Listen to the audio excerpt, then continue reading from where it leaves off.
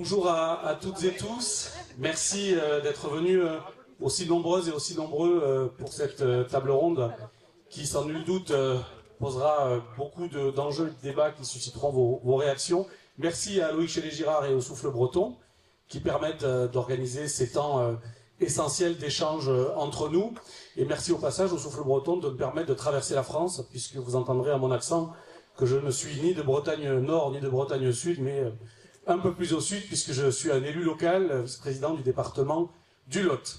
Et comme tout élu local, eh bien, on est confronté à des citoyens sur le terrain qui, tous les jours ou presque, nous parlent forcément à un moment d'éducation, puisque les habitants ont tous été au moins des élèves, parfois des parents, parfois même des acteurs de l'éducation nationale, avec toujours cette ambivalence, à la fois de croire en l'école, d'espérer en l'école pour ses enfants, pour l'avenir de la société, puis en même temps d'être toujours en attente de mieux, avec des critiques, des reproches parfois qui peuvent être faits, parfois des rancœurs aussi, quand on a été en échec scolaire, quand on n'a pas eu la réussite scolaire qu'on espérait. Bref, c'est un sujet de débat permanent.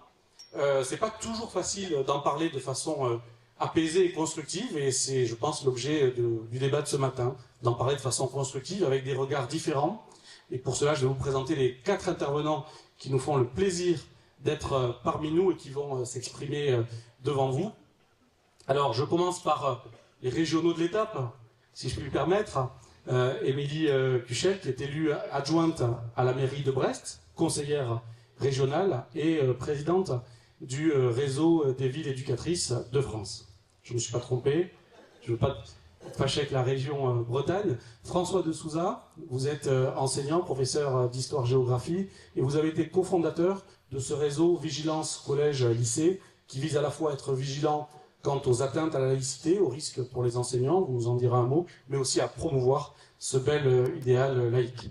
Bernadette Broison, vous êtes enseignante, et vous avez été pendant de nombreuses années secrétaire générale de la FSU, du syndicat FSU, et vous êtes aujourd'hui membre du Conseil économique, social et environnemental, et vous êtes l'autrice, rapporteur d'un rapport important sur l'école, vous nous en direz un mot dans quelques minutes. Et puis Pierre Ouzoulia, puisque nous avons une différence de frontière entre la Corrèze et le Lot. Dans le Lot, on dirait Ouzoulias, mais en Corrèze, on dit Ouzoulia. Sénateur des Hauts-de-Seine, membre de la commission éducation, culture, communication et sport, et très engagé sur les questions d'éducation encore récemment dans l'actualité la plus chaude.